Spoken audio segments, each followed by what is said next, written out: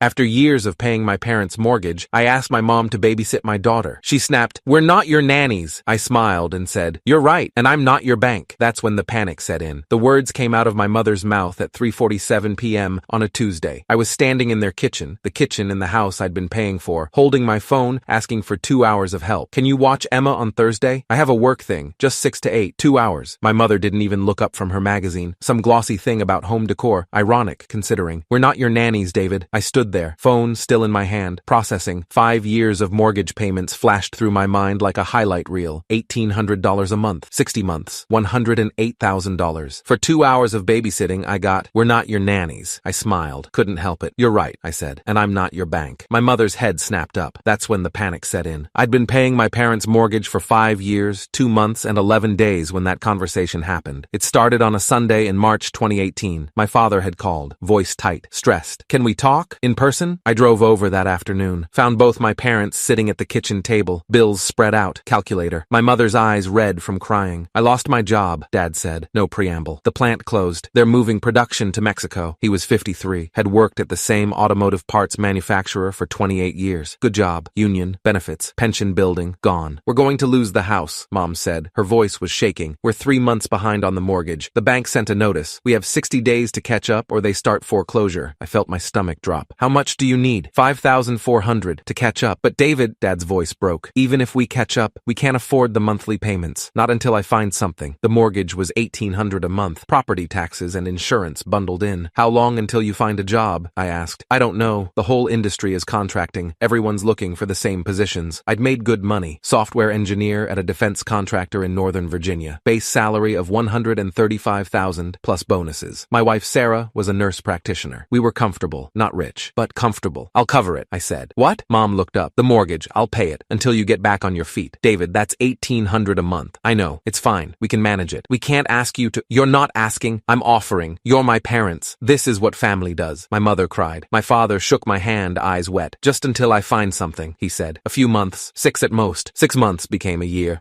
became 2, 2 became 5. At first I didn't mind. Dad was looking for work. I saw him trying, interviews, networking, applying to dozens of positions every week, but the market was brutal for men in their 50s. Overqualified, too expensive, younger candidates willing to work for less. He took a part-time job at Home Depot, 20 hours a week, $11 an hour. It helped, but it wasn't enough. Mom worked too. Retail, Macy's, part-time, minimum wage plus commission. Together, they made maybe $2,000 a month after taxes. The mortgage was $1,800. That left $200 for everything else, so I kept paying, and I paid other things too. The water heater broke, Dad's voice on the phone. Plumber says $1,200 to replace. I paid it. The property taxes went up, Mom, worried. We're short $400. I paid it. The car needs new brakes, Dad, embarrassed. Can you help? I paid it. Little things, big things, emergencies, non-emergencies. I opened a joint checking account with them for emergencies. Deposited money monthly. They used it for groceries, gas, dinners out. By 2020, I'd paid over $60,000 in mortgage payments. Another $15,000 in emergencies. By 2023, it was $108,000 in mortgage, $23,000 in extras, $131,000 total. But here's the thing I didn't realize until later. They stopped trying. Somewhere around year 3, Dad stopped looking for full-time work, kept his Home Depot job, said he was too old for anything better. Mom cut her hours at Macy's, complained the standing hurt her feet, down to 15 hours a week. They went on vacation, Florida, twice a year. We got a good deal on a timeshare week. They bought a new TV, 75 inches. It was on sale. They ate out constantly. We're too tired to cook, and I kept paying, because they were my parents, because I loved them, because that's what you do. I told myself they deserved to enjoy their lives. They'd worked hard, raised me and my sister, sacrificed. Sarah disagreed. "They're using you," she said one night. We were reviewing our finances. Again, figuring out how to afford Emma's preschool. "They're not, David. You've paid over $100,000 in 5 years. When does it end? When they can afford it themselves? When will that be? They're working part-time and going on vacation twice a year. They're comfortable. Why would they change? What am I supposed to do? Let them lose their house? You tell them the timeline. Say you'll cover it for 6 more months. Then they need to figure it out. That's harsh. That's life. We have our own family now. Emma needs things. We need things. Your parents are adults. They can work full-time if they need to." I didn't say anything, but she was right. I just didn't want to admit it. Then came the Tuesday. I'd called to ask about babysitting because Sarah and I both had work conflicts. My company's annual meeting, mandatory attendance. Sarah had a critical patient she couldn't reschedule. Emma was 3 years old, sweet kid, easy, mostly just needed someone to watch her, feed her dinner, put her to bed. 2 hours, 6 to 8 p.m. I called my parents at 3:45 p.m. Mom answered. "Hey Mom, quick question. question. Can you watch Emma on Thursday evening? Just 6 to 8. Sarah and I both have work things. This Thursday? Yeah. What time? 6 to 8. 2 hours. Silence. We're busy Thursday. Doing what? We have plans. Can you move them? It's kind of important. David, we're not your nannies. I felt my chest tighten. What? You heard me. We're not your on-call babysitters. We have our own lives. I could hear the TV in the background. Some home renovation show. The one they watched every Tuesday afternoon. You're watching TV right now. So you're not actually busy Thursday. You just don't want to help. That's not fair. I'm asking for 2 hours to watch your granddaughter. We'll bring her over. We'll bring dinner. You literally just need to exist in the same house as her. I don't appreciate your tone. And I don't appreciate being treated like I'm imposing when I'm asking for 2 hours of help after 5 years of paying your mortgage. That's different. How is it different? You offered to help, and you're refusing to help. We're not your nannies, David. That's when I said it. You're right, and I'm not your bank. The silence on the other end lasted maybe 5 seconds. Then, what do you mean? Her voice had changed. Careful now, aware she'd made a mistake. I mean, I'm done paying your mortgage. You can't just stop. I can, and I am. Starting now. David, you've been telling me for 5 years that it's temporary, that you just need a little more time, but you're not trying anymore. You're working part-time, going on vacation, buying new TVs, living like you're retired while I pay your bills. That's not true. It is true, and I've been an idiot for letting it go on this long, but we're done. But we can't afford, not my problem anymore. I hung up. My hands were shaking. Sarah was standing in the doorway. What happened? I just cut them off. Really? Really? She hugged me. Good. 47 minutes later, Dad called. Your mother says you're cutting us off. That's correct. This isn't funny, David. It's not a joke. We had an agreement to help temporarily. It's been 5 years. We still need help. Then get full-time jobs, both of you. We have jobs. Part-time retail jobs that you complain about constantly. You could work full-time. You just don't want to. That's not fair. What's not fair is me paying your bills for 5 years and getting treated like I'm the one asking for favors when I need something. We raised you. We fed you. Clothed you. You deserve nothing. I asked for 2 hours of babysitting. 2 hours. And Mom said, you're not my nanny, so I'm not your ATM. Silence. You're serious. Not a question. A realization. Completely. David, please. We'll lose the house. Then you should have thought about that before you refused to help your son. We didn't refuse. Yes, you did. You said you're not my nanny. Like watching your granddaughter for 2 hours was beneath you. While I've been paying $1,800 a month for 60 months, that's $108,000, Dad, and you can't give me 2 hours. His voice got quiet. We'll babysit anytime you need. Just don't stop the payments. Too late. David! I hung up, blocked both their numbers. Then I sat down at my computer and canceled the automatic transfer to their mortgage account. Wells Fargo, scheduled payments, delete, done, but I wasn't finished. I called Chase Bank. I need to close a joint account. Account number? I gave it. This is the account ending in 4739? Yes. There are 2 account holders, David Morrison and Richard Morrison. I'm David. I want to close it. I'll need to verify your identity. 5 minutes of security questions. Okay, Mr. Morrison. I can close the account. Current balance is $6,473. How would you like the funds transferred? To my personal checking. All of it. Done. The account will be closed within 24 hours. Thank you. $6,400. The emergency fund they'd been pulling from for 2 years. Groceries, gas, dinners out, new clothes, emergencies, gone. My sister called that night. Lauren, 2 years younger, lived in Chicago. We talked maybe once a month. Mom called me crying. She said, what the hell happened? I stopped paying their mortgage. Why? I asked Mom to babysit for 2 hours. She said they're not my nannies. Lauren was quiet for a moment. She actually said that? Word for word. And you've been paying their mortgage for how long? 5 years. Jesus. How much? $1,800 a month. I heard her doing the math. That's over $100,000. $108,000. Plus another $23,000 in other expenses. Holy shit. Yeah. And they can't watch their granddaughter for 2 hours? Apparently not. Lauren laughed. Sharp. Bitter. Good for you. You're not mad? Mad? I'm impressed. They've been using you for years. You think so? David, they went to Florida twice last year. They bought a 75-inch TV. Mom's working 15 hours a week. They're not struggling anymore. They're just comfortable letting you pay their bills. I didn't see it because you're too nice. But it's about time you stood up for yourself. They're going to lose the house. Then they'll downsize, get an apartment, live within their means like the rest of us. It's not your responsibility to fund their retirement. Mom called the next day from a number I didn't recognize. I answered without thinking. The bank called. Her voice was thick from crying. We're going to lose the house. Then you should have thought about that before you refused to help your son. I didn't refuse. I just said we were busy. You said you're not my nanny. Like watching Emma was beneath you. I didn't mean it like that. Yes, you did. You've been taking my money for 5 years without a second thought. But the moment I asked for something back, I'm an inconvenience. Please, we'll lose everything. Then get full-time jobs. Both of you. We're too old. You're 58. You're not too old. You're too comfortable. We can't work full-time at our age. Yes, you can. You just don't want to. Because I've been enabling you for 5 years. This is cruel. No, cruel is watching your son pay your bills for 5 years and then acting like he's asking too much when he needs needs 2 hours of your time. But the house is not my problem. It's yours. Figure it out. I hung up, blocked the number. They showed up at my door that evening. 6:23 p.m., both of them, standing on my porch. Sarah answered. David, your parents are here. I came to the door, didn't open the screen. We need to talk, Dad said. Nothing to talk about. You're making a huge mistake, Mom said. Her eyes were red, puffy. We're family. Family helps each other. I helped you for 5 years. You couldn't help me for 2 hours. We were busy that day. You were watching TV. I heard it when I called. Her face went red. We'll babysit, Dad said quickly. Anytime you need,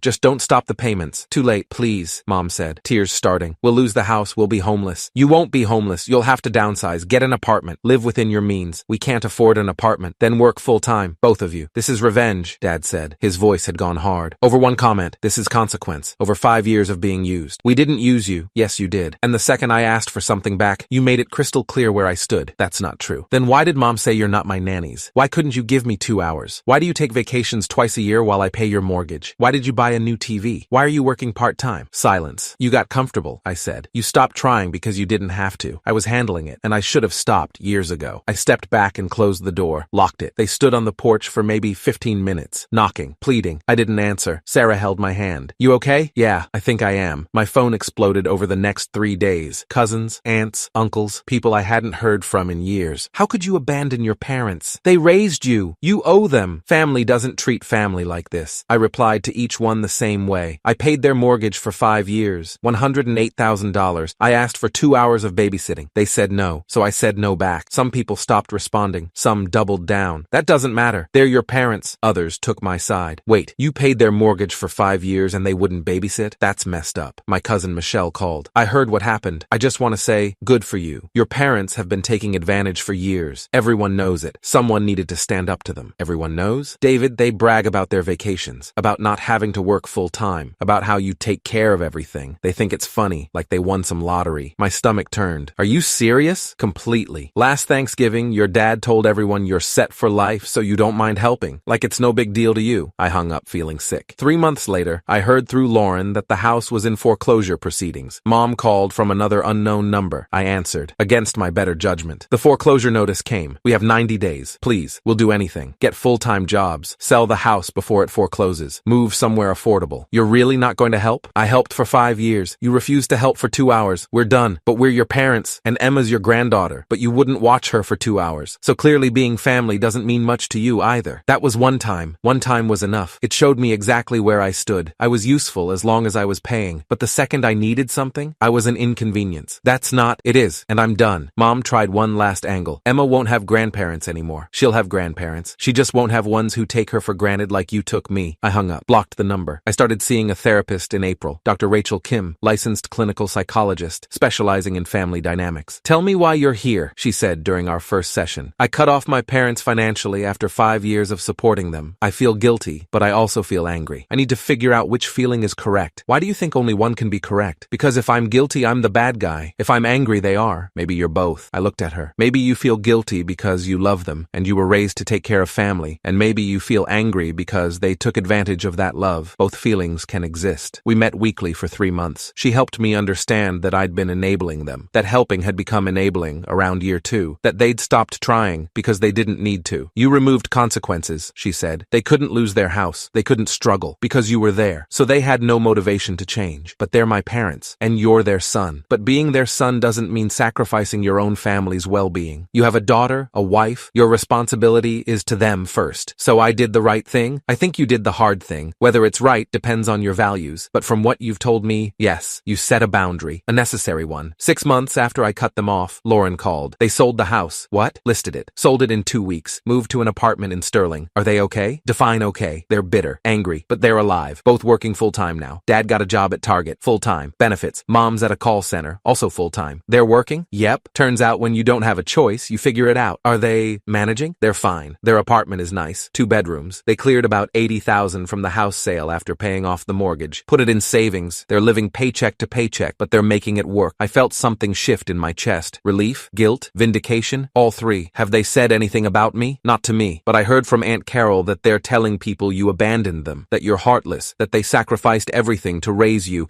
and you threw them away. Of course they are. Do you care? I don't know. Maybe. A little. Don't. They made their choices. You made yours. They'll either realize what they did or they won't. Either way, you did the right thing. A year after I cut them off, I got got a letter, not an email, not a text, a physical letter. My father's handwriting. I almost threw it away. Sarah said, "Read it. You'll regret it if you don't." I opened it. "David, it's been a year. I wanted to write because I'm not sure we'll talk again. Your mother and I are working full time. We have an apartment. We're managing. It's hard. Harder than I thought it would be. I've had a lot of time to think. You were right. We took advantage of you. We got comfortable. We stopped trying because you made it too easy not to try. When you stopped helping, I was angry. I thought you were cruel. But now I understand. We should have been helping you. Not just with Emma, but with everything. We should have been grateful. We should have been working harder. We should have been parents. Instead, we let you be our parent. I'm sorry. I don't expect you to forgive us. I don't expect you to help again. I just wanted you to know that I finally understand. You did the right thing. Dad, I read it 3 times. Sat at the kitchen table for maybe 20 minutes. Sarah found me. You okay? He apologized. That's good, right? I think so. Yeah. Are you going to respond? I don't know. I called Dr. Kim. He apologized. In a letter. What do I do? What do you want to do? I don't know. Part of me wants to forgive him. Part of me is still angry. Both are valid. So, what do I do? You don't have to decide right now. Forgiveness isn't a switch. It's a process. You can acknowledge the apology without fully trusting them yet. You can rebuild slowly, or you can choose not to rebuild at all. All of those options are okay. What would you do? She smiled. That's not my decision to make. 2 weeks later, I called my father. He answered on the first ring. David? Yeah, it's me. I didn't think you'd call. I got your letter. I meant every word. I know. Silence. I'm not ready to go back to how things were, I said. I understand. But maybe we can talk sometimes, see where it goes. I'd like that. And if you need help, actual help, not pay my bills help, you can ask. But I'm not your bank anymore. That's done. I know. We don't want that either. We're managing. Good. How's Emma? She's good. 4 now. Starting pre-K. Can we see her sometime? Just to visit? I thought about it. Maybe. We'll see. That's fair. We talked for maybe 15 minutes. Surface stuff. Weather. Work. Nothing deep. But it was a start. It's been 3 years since I cut them off. My parents are still working full-time. Still living in their apartment. Still managing. We talk maybe once a month. See each other on holidays. Emma knows them as Grandma and Grandpa, but not in the way she knows Sarah's parents, who babysit weekly and show up to every event. My parents are cautious now, careful not to overstep. They offer to help sometimes, watching Emma for an hour, bringing dinner, small things. They never ask for money. I never offer. The relationship is different, smaller, more honest. I don't know if it's better, but it's real. People ask me sometimes if I regret cutting them off. The answer is no, because they showed me exactly who they were when I asked for 2 hours of help after 5 years of payments. And I showed them exactly who I was when I stopped enabling their comfort. They called me heartless, but sometimes the most loving thing you can do is let someone face the consequences of their choices. Because I paid their mortgage for 5 years, and they couldn't watch their granddaughter for 2 hours. That's not family. That's a transaction, and I was done being the bank.